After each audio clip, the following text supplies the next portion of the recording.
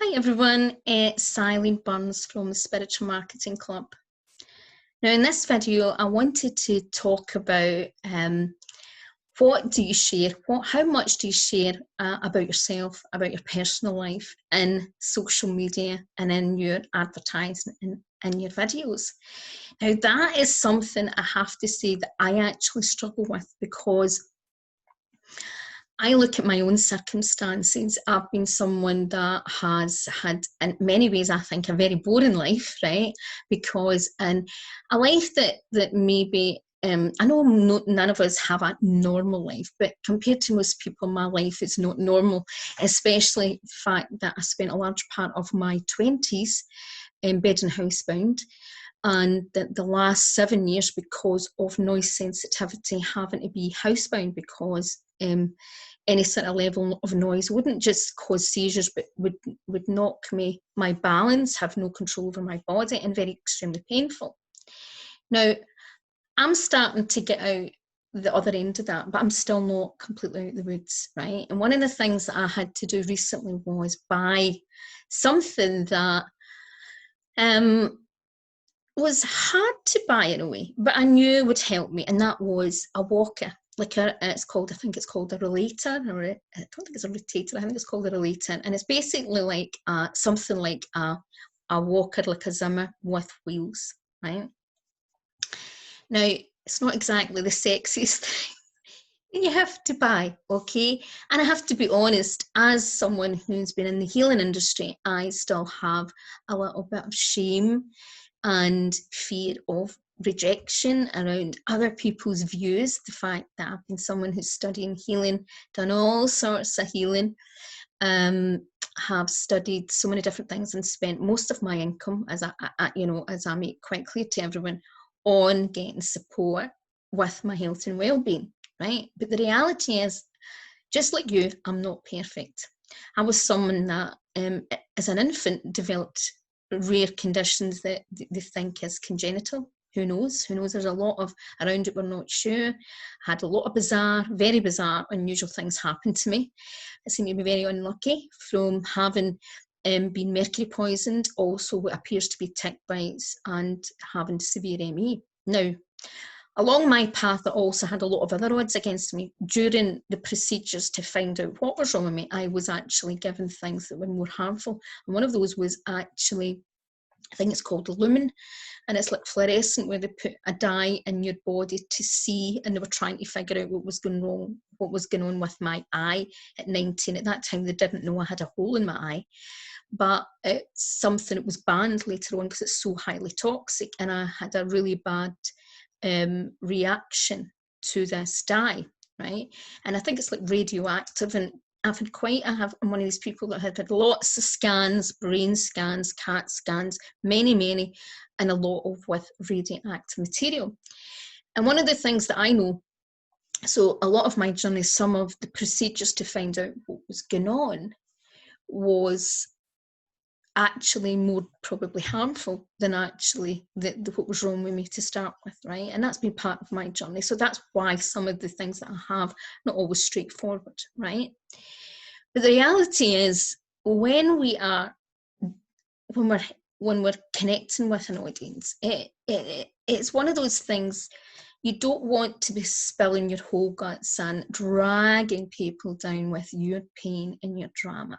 Okay, but people still have to know aspects of you.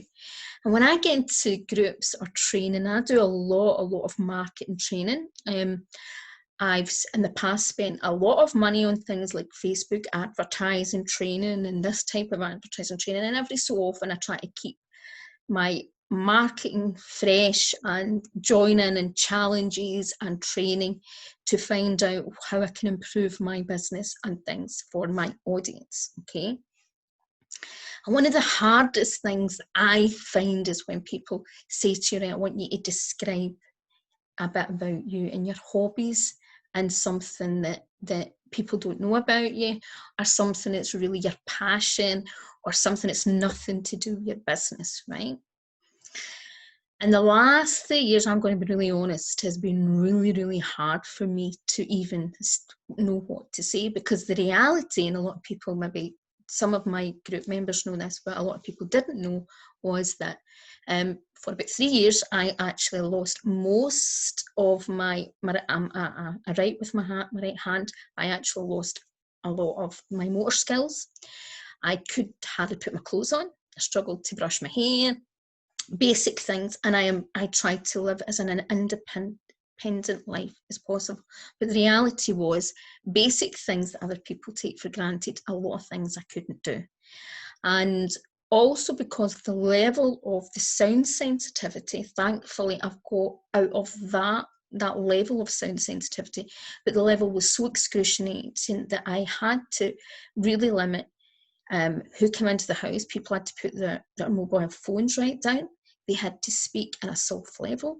And even if I had to do online work, I had to make sure that the levels of the sounds were down, put something in my ear to reduce the sound, and ask people to make sure there was no feedback, because it could trigger a seizure, right? Now, that was my reality, right? And I've, in many ways, because I've had a complex history for a long, long time, I've had to adapt. I've not had a lot of normal hobbies. I've not had a normal social life from other people. I'm very lucky. I have some really good friends, and I've got one particular person who is an incredible friend to me, and some of these may know him because he's a local healer, because some of you I know that watch my videos, and that's David Rabone. He's a very good friend of mine and does so many things for me in so many levels, and I'm very, very lucky. But the reality is, sometimes in our life, the part of the things that we would like to say that we can do, we can't. That's not a reality, okay? And I'm someone who never ever wants to have other people seeing me as a complete victim, okay? But the reality is that there's obviously things in my life that aren't right, and there's things that are not 100%, and we're all like that. And sometimes I wish that wasn't my reality at the moment. I completely wish that this wasn't my life, but that is the reality. But the reality also is that I'm more than that, and I know I'm more than that. I am not just the person that has a disability. I am not the person that has these limits. I have a great tenacity. I love what I do. So thank God I do it, because I love what I do. And it's probably the reason why I have different facets in my business, because it gives me balance. Because most hobbies are very difficult for me. Now, I was someone who loved music, and I studied when I was younger to be a singer. I also studied just before that to be a fashion designer, and I started having problems with my spatial awareness because I was losing sight and my life dying, right? Now, I went on to do singing, and I loved singing, and it broke my heart when I had to give that up because of my health, right? But I found passion and other things. And then years later, even singing was actually painful for me, and I don't mean emotionally, but actually because of some conditions and to do the way it affected my muscles, my breathing, and that was like, it felt as if a lot part of my life, it was like all my hobbies were being taken away, and every time I tried to find a new hobby.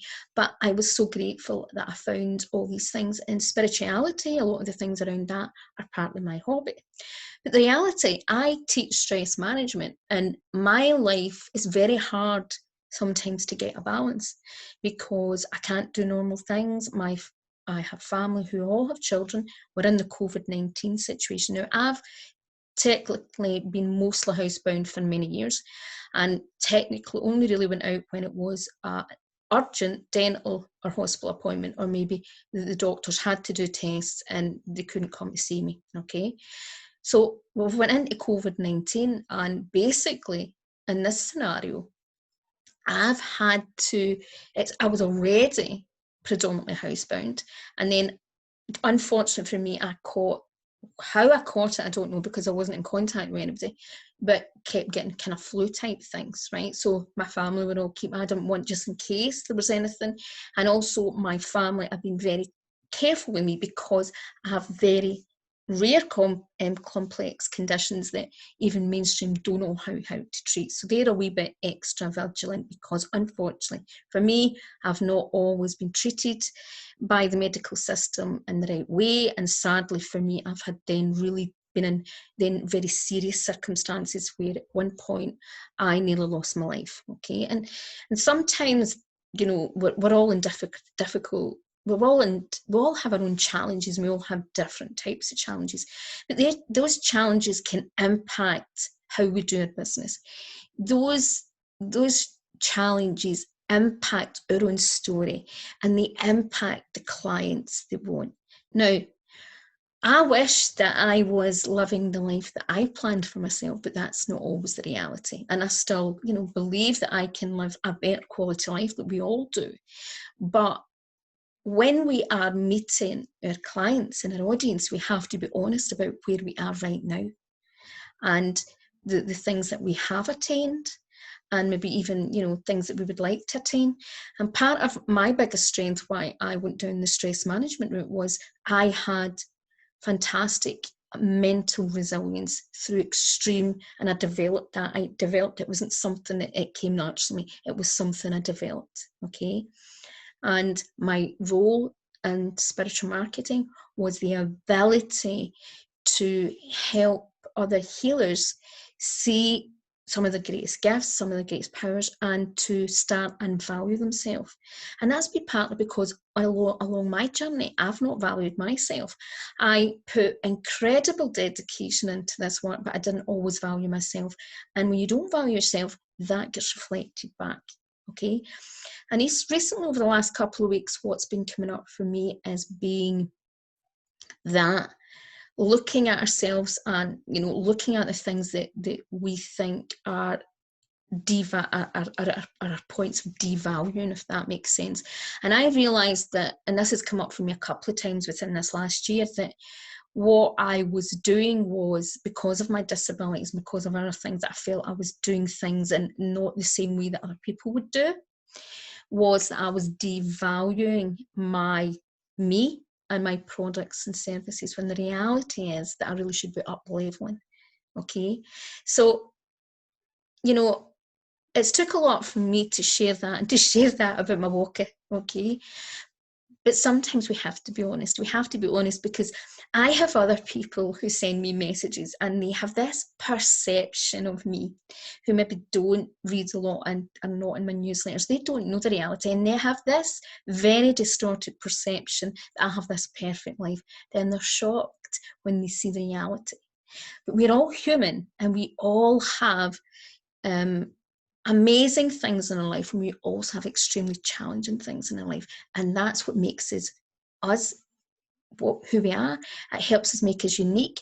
It makes us it shows our vulnerability, and it gives the client or the audience that connection that you're not just this superficial person that is all perfect. And I'm definitely not perfect, I can assure you.